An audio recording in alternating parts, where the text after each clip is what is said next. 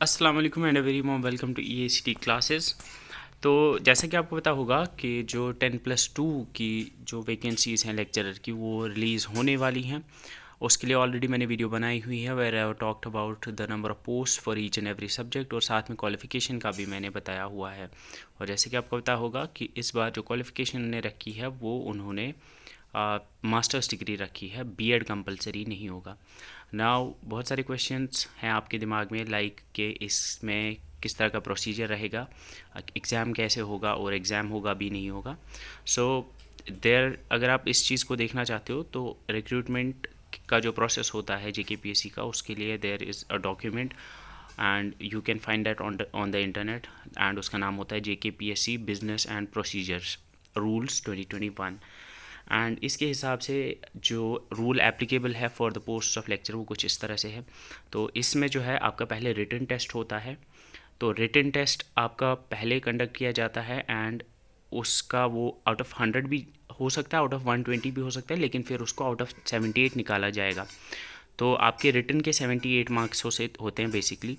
और आपका पहले जब रिटन होगा तो रिटन में अगर से फॉर एग्जांपल आपके ओपन मेरिट की किसी सब्जेक्ट में 5 हैं टोटल से वैकेंसीज़, तो उसमें they will say for example वो उन 5 के लिए जो रिटन टेस्ट में टॉप के से फॉर एग्जांपल 17 लोग होंगे, टॉप 17 को वो शॉर्ट लिस्ट करेंगे फॉर द इंटरव्यू।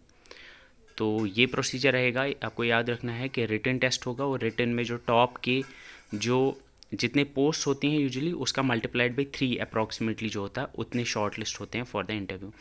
अब वो जो शॉर्ट लिस्ट हुए हैं उनका नहीं देखा जाएगा पहले कि इनका क्या है, इनकी क्वालिफ़िकेशन लाइक PhD है, MPhil है, नहीं है, उनका वो सब पहले चेक नहीं किया जाता है। लेकिन बाद में जो जो सेलेक्ट हो जाएगा इंटरव्यू, जो जो क्वालिफाई करे, जो जो रिटन क्वालिफाई करेगा, उसका बाद में फिर जब फाइनल स्कोर होगा उसमें ऐड होगा। तो बेसिकली आपका रिटन होता है 78 पॉइंट्स का, इंटरव्यू के आपके 12 पॉइंट्स होते हैं, तो टोटली 90 बन जाते हैं।